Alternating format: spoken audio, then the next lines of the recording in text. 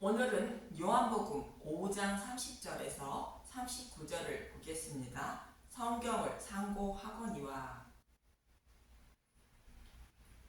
예수님이 안식일에 병자를 고치자 안식일을 범한다며 정죄하는 자들에게 예수님은 아버지께서 일하시니 나도 일한다고 말씀하시며 아버지께서 심판하는 권한을 다 아들에게 맡기셨다고 말씀하십니다. 이는 예수님이 심판하시려고 육신의 몸을 입고 오셨다는 뜻이 아니라 이미 심판받은 자들의 생명을 살리기 위하여 오셨다는 뜻입니다. 아담 이후로 태어난 모든 인류는 이미 심판을 받은 자들로 육신이 죽으면 지옥불로 던져질 자들인데 그들을 불쌍히 여겨주셔서 구원하여 생명을 살리기 위하여 오셨다는 말씀이 심판하는 권한을 다 아들에게 맡기셨다는 뜻입니다. 그래서 이미 심판받은 자들을 구원하시기 위하여 안식일에도 일을 하신다는 것입니다. 그리고 선한 일을 행한 자는 생명의 부활로 악한 일을 행한 자는 심판의 부활로 나온다는 것은 착하고 선한 일을 많이 한 사람이 생명을 얻는다는 말씀이 아니라 38년 된 중풍병자를 고치신 것처럼 예수님께 믿음을 선물로 받은 사람만 믿음을 가진 선한 사람으로 생명 부활하는 몸을 입게 되고 그렇지 않은 사람은 이미 심판받은 자이므로 지옥불에 던져질 몸으로 부활하게 된다는 것입니다.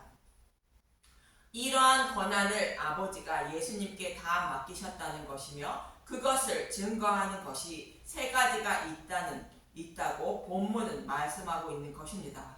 그럼 그 증거가 무엇인지 본문 30절부터 32절을 보도록 하겠습니다. 요한복음 5장 30절 예수를 믿게 하는 증언 내가 아무것도 스스로 할 수 없노라 듣는 대로 심판하노니 나는 나의 뜻대로 하려 하지 않고 나를 보내신 이의 뜻대로 하려 함으로 내 심판은 의로우니라. 내가 만일 나를 위하여 증언하면 내 증언은 참되지 아니하되 나를 위하여 증언하시는 이가 따로 있으니 나를 위하여 증언하시는 그 증언이 참인 줄 아노라.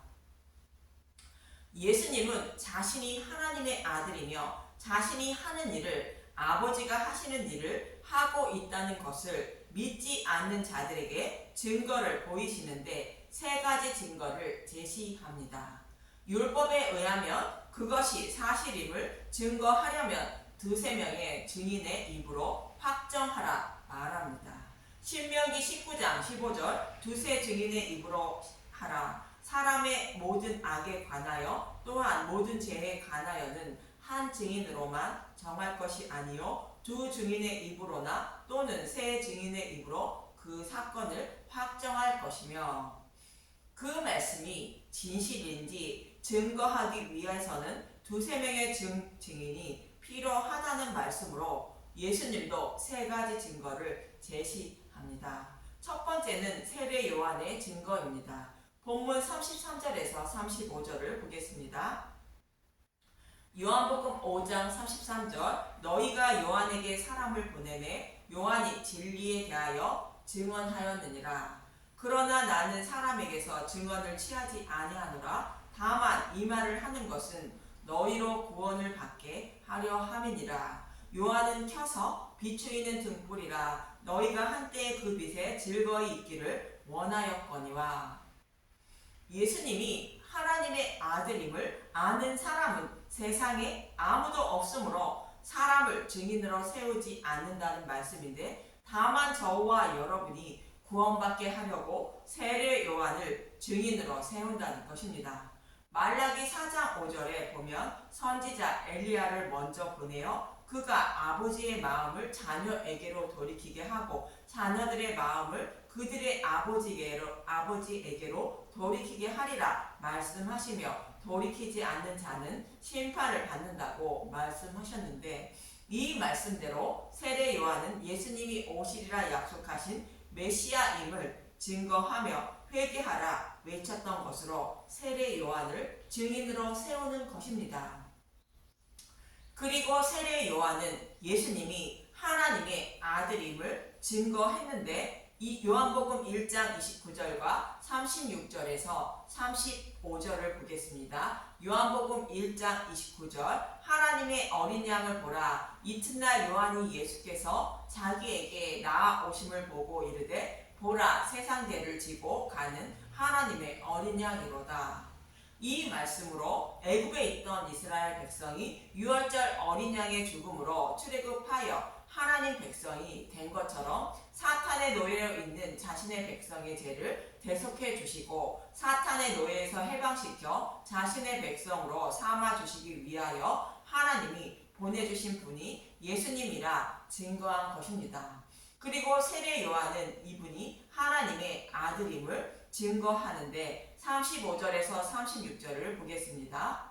요한복음 1장 33절 나도 그를 알지 못하였으나 나를 보내어 물로 세례를 베풀라 하신 그이가 나에게 말씀하시되 성령이 내려서 누구 위에든지 머무는 것을 보거든 그가 곧 성령으로 세례를 베푸는 이인 줄 알라 하셨기에 내가 보고 그가 하나님의 아들이심을 증언하였노라 하니라.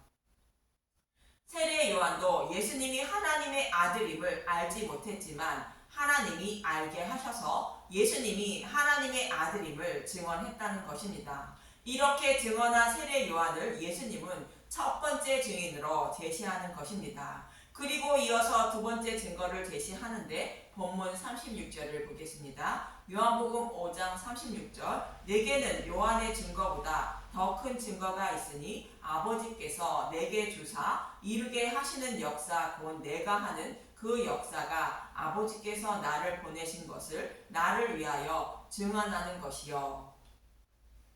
예수님은 두 번째 증거로 예수님이 행하시는 표적이 하나님의 아들임을 증거하고 있다는 것입니다. 밤에 예수님을 찾아온 니고데모는 표적을 보고 찾아왔는데 하나님이 함께 하시지 않으면 예수님이 행하시는 표적을 할 수 없다고 말합니다. 요한복음 3장 2절 그가 밤에 예수께 와서 이르되 라삐여 우리가 당신은 하나님께로부터 오신 선생인 줄 아나이다. 하나님이 함께 하시지 아니하시면 당신이 행하시는 이 표적을 아무도 할 수 없음이니이다. 예수님이 행하신 표적은 하나님만 하실 수 있는 표적이라는 것입니다. 그리고 죽은 나사로를 살리실 때 예수님은 이렇게 기도하십니다.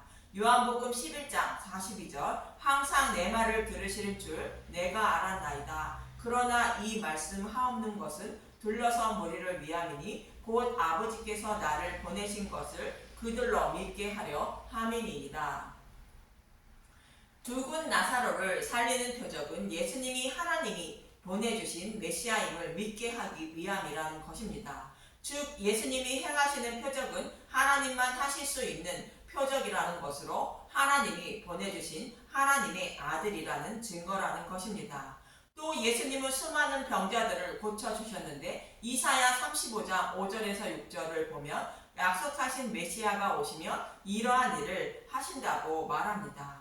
이사야 35장 5절 그때 맹인의 눈이 밝을 것이며 못 듣는 사람의 귀가 열릴 것이며 그때 저는 자가 사슴같이 뜰 것이며 말 못하는 자의 혀는 노래하리니 이는 광야에서 물이 솟겠고 사막에서 시내가 흐를 것임이라. 많은 병자를 고쳐주신 것은 복음을 알지 못하는 자들에게 복음을 전하고 복음의 말씀을 보고 들을 수 있도록 하셔서 기뻐 노래하며 춤추게 하실 것을 모용하는 말씀인데 이러한 일을 이루어 주시기 위하여 오신 메시아라는 뜻으로 예수님은 수많은 병자들을 고치는 표적을 행하신 것입니다. 그래서 예수님이 행하시는 표적이 약속하신 메시아임을 증거하는 것으로 예수님이 하나님의 아들임을 예수님이 행하시는 표적이 증거하고 있다는 것입니다. 그리고 세 번째로 자신이 하나님의 아들임을 증거하는 것이 아버지가 증거하신다는 것으로 성경의 말씀이 증거하고 있다고 성경의 말씀을 증인으로 세웁니다. 본문 37절에서 39절을 보겠습니다. 요한복음 5장 37절 또한 나를 보내신 아버지께서 친히 나를 위하여 증언하셨느니라. 너희는 아무 때에도 그 음성을 듣지 못하였고 그 형상을 보지 못하였으며 그 말씀이 너희 속에 거하지 아니하니 이는 그가 보내신 이를 믿지 아니함이라. 너희가 성경에서 영생을 얻은 줄 생각하고 성경을 연구하거니와 이 성경이 곧 내게 대하여 증언하는 것이니라. 하나님은 영이시기 때문에 그의 음성과 형상을 본 사람이 없다는 뜻이며 태초부터 말씀으로 계신 분이 하나님이라고 요한복음 1장 1절은 말씀하고 있습니다. 요한복음 1장 1절 말씀이 육신이 되시다 태초에 말씀이 계시니라. 이 말씀이 하나님과 함께 계셨으니 이 말씀은 곧 하나님이시라. 태초부터 말씀으로 계신 하나님은 본 사람이 없고 타락한 자신의 백성을 구원하신다는 하나님의 뜻을 아는 사람이 아무도 없으므로 하나님의 뜻을 알게 하시려고 우리의 구원자인 예수님에 대하여 기록한 성경의 말씀을 하나님은 하나님 백성에게 주신 것입니다. 그런데 영생을 얻으려고 수천 년간 성경을 연구해도 예수님에 대하여 알지 못한다고 예수님은 유대인을 책망하시고 있는 것입니다. 구약에서도 성경을 연구하여 영생을 얻으려면 성경의 말씀을 예수님에 대하여 풀어야 한다고 말씀하고 있는 곳이 있는데 창세기 42장 18절에서 20절을 보겠습니다. 창세기 42장 18절 사흘 만에 요셉이 그들에게 이르되 나는 하나님을 경외하노니 너희는 이같이 하여 생명을 보존하라. 너희가 확실한 자들이며 너희 형제 중 한 사람만 그 옥에 갇히게 하고 너희는 곡식을 가지고 가서 너희 집안의 굶주림을 구하고 너희 막내 아우를 내게로 데리고 오라. 그러면 너희 말이 진실함이 되고 너희가 죽지 아니라 하니 그들이 그대로 하니라. 이 말씀은 7년 흉년이 지나고 7년 흉년이 시작되자 형들이 양식을 얻기 위하여 요셉을 찾아왔을 때 요셉이 형들에게 하는 말입니다. 형들의 생명을 보존하려면 막내 아우 베냐민을 데리고 오라는 것으로 베냐민을 데리고 와야 생명을 얻는다고 말합니다. 이 말씀은 요셉이 베냐민이 보고 싶어서 하는 말이 아니며 다음에는 베냐민을 데리고 와야 양식을 준다는 말씀이 아닙니다. 요셉이 가지고 있는 생명의 양식은 영적인 생명의 양식인 성경의 말씀을 상징하는 것입니다. 이 말씀을 유대인들처럼 외우고 다닌다고 해도 백독, 천독을 한다 할지라도 생명을 살리지 못한다는 말씀입니다. 이 성경의 말씀으로 생명을 살릴 수 있는 방법은 오직 베냐민을 데리고 와야 생명의 양식인 성경의 말씀을 먹고 생명을 살릴 수 있다는 뜻입니다. 그럼 베냐민을 데리고 오라는 의미를 알기 위하여 창세기 35장 16절에서 19절을 보겠습니다. 창세기 35장 16절 라헬이 상구로 죽다. 그들이 베델에서 길을 떠나 에브라스에 이르기까지 얼마간 거리를 둔 곳에서 라헬이 해산하게 되어 심히 고생하여 그가 난산할 즈음에 산파가 그에게 이르되 두려워하지 말라. 지금 내가 또 등남하느니라 하매 그가 죽게 되어 그의 혼이 떠나려 할 때 아들을 이름을 베논이라 불렀으나 그의 아버지는 그를 베냐민이라 불렀더라. 라헬이 죽음에 에브랏 곧 베들레헴 길에 장사되었고 라헬이 베들레헴 길에서 베냐민을 낳고 죽는 장면인데 창세기 3장 15절의 말씀대로 여자의 후손으로 메시아가 오시는 장면을 모형하는 장면입니다. 여기서 라헬은 여자인 구약교회를 상징하고 베냐민은 메시아인 예수님을 상징하고 있습니다. 그래서 약속의 말씀대로 구약교회가 본 여자가 예수님을 낳는 장면의 모형으로 라헬이 베들레헴 길에서 예수님을 상징하는 베냐민을 낳는 것입니다. 라헬이 베들레헴 길목에서 예수님을 상징하는 베냐민을 낳는 것은 베들레헴에서 오실 예수님을 구약교회는 메시아로 인정하지 않는다는 뜻을 담고 있는 것입니다. 그런데 이렇게 라헬이 낳은 베논이를 오른손의 아들 베냐민으로 부르는 것은 구원의 능력을 가진 아들이라는 뜻으로 예수님이 죽으시고 부활하여 천하 만민을 구원하실 능력이 베냐민이 상징하는 예수님께 있다는 말씀을 하고 있는 것입니다. 이러한 뜻을 가지고 있는 베냐민을 형들은 요셉의 말대로 데리고 양식을 구하러 다시 오는데 요셉이 베냐민에게는 음식을 5배나 주게 됩니다. 창세기 43장 34절 요셉이 자기 음식을 그들에게 주되 베냐민에게는 다른 사람보다 5배나 주매 그들이 마시며 요셉과 함께 즐거워하였더라.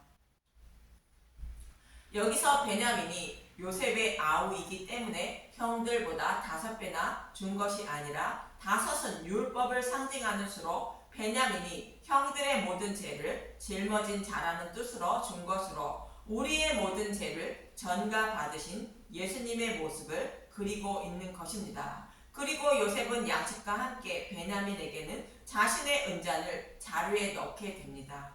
창세기 44장 2절 또 내 잔 곧 은잔을 그 청년 자루 아기에 넣고 그 양식과 돈도 함께 넣으라 하매 그가 요셉의 명령대로 하고.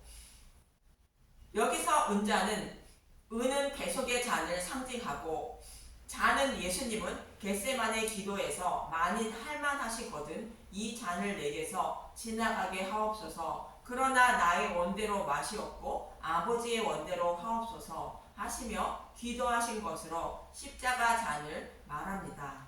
그래서 은잔은 우리의 모든 죄를 지고 십자가에서 죽으시는 예수님의 십자가 대속의 잔임을 알 수 있는 것입니다.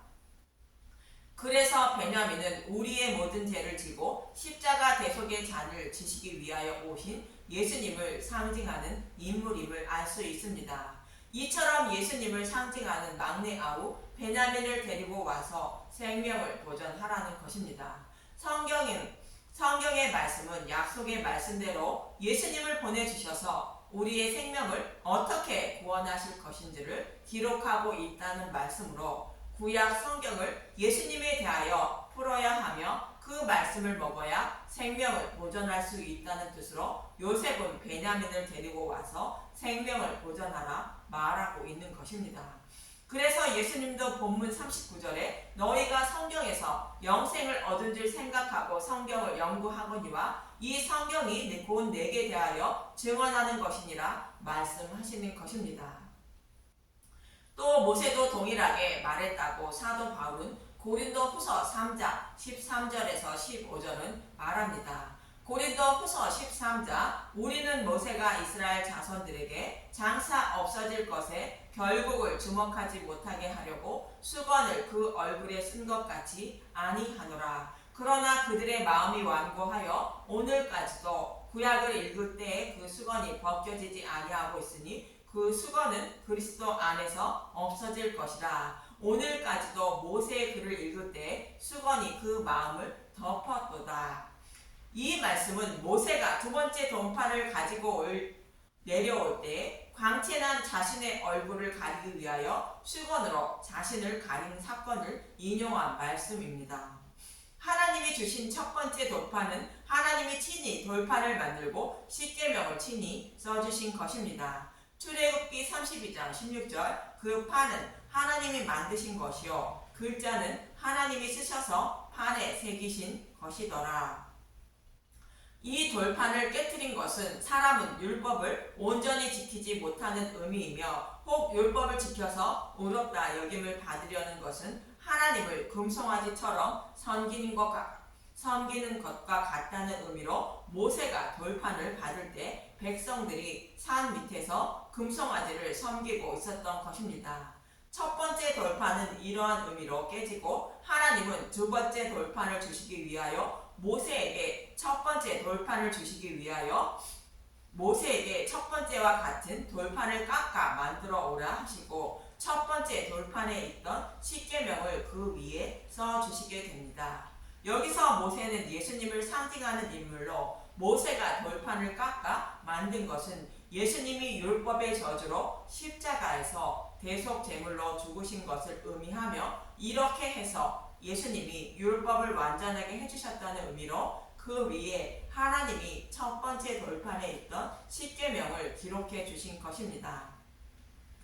이는 하나님이 자신의 아들 예수님임을 십자가에 내어주셔서 율법을 완전하게 해주신 것을 돌판에 기록해 주셨다는 것을 의미하는 것이 두 번째 돌판의 의미인 것입니다. 그런데 모세가 이러한 의미를 가지고 있는 두 번째 돌판을 가지고 내려올 때 율법을 상징하는 모세의 얼굴에 광채가 났다고 말합니다. 출애굽기 34장 29절 모세가 시내산에서 내려오다 모세가 그 증거의 두 판을 모세의 손에 들고 시내산에서 내려오니 그 산에서 내려올 때 모세는 자기가 여호와와 말하였음이로 말미암아 얼굴 피부에 광채가 나나 깨닫지 못하였더라. 모세가 그들에게 말하기를 마치고 수건으로 자기 얼굴을 가렸더라. 율법을 상징하는 모세의 얼굴에 광채가 난 것은 두 번째 돌판을 받을 때 빛이신 예수님이 십자가에서 율법을 완전하게 해주신 십자가의 영광을 보았으므로 모세의 얼굴에 광채가 난 것입니다. 그리고 백성들에게 모든 말을 마치고 모세는 광채나는 얼굴을 수건으로 가린 것인데 이는 율법을 상징하는 모세의 얼굴에 광채가 나므로 율법의 행위로 의롭다 여김을 받을 수 있다고 생각할 수 있으므로 모세는 광채난 자신의 얼굴을 가린 것입니다. 율법의 행위로는 의롭다 여김을 받지 못하고 율법을 완전하게 해주신 복음을 믿어야 한다는 뜻으로 수건으로 광채난 얼굴을 가린 것입니다.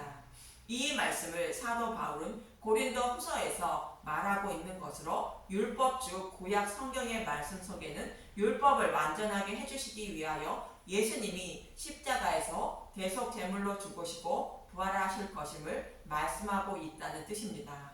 그래서 십자가에서 밝히 드러낸 그 복음을 믿어야 한다는 뜻으로 구약의 성경의 말씀을 예수님이 행하여 주실 일로 풀어 해석하면 수건이 벗겨져 모세가 본 십자가의 영광을 볼 수 있다는 것으로 율법으로 가려진 복음을 먹고 생명을 살릴 수 있다는 뜻입니다.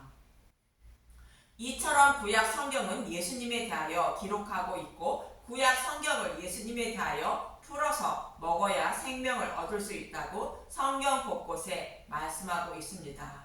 그래서 예수님은 성경의 말씀이 예수님이 하나님의 아들임을 증거하고 있다고 예수님은 성경의 말씀을 세 번째 증거로 제시하고 있는 것입니다. 이처럼 구약 성경의 말씀은 자신의 백성을 예수님이 어떻게 구원해 주실 것인지를 모형과 그림자로 말씀하고 있다는 것으로 예수님에 대하여 기록하고 있는 구약 성경의 말씀을 예수님에 대하여 자세히 풀어주는 말씀을 먹어야 생명을 얻을 수 있다고 말씀하고 있음을 잊지 마시고 구약 성경의 말씀을 예수님에 대하여 자세히 풀어주는 말씀만 듣고 먹어서 생명을 살리시길 바랍니다.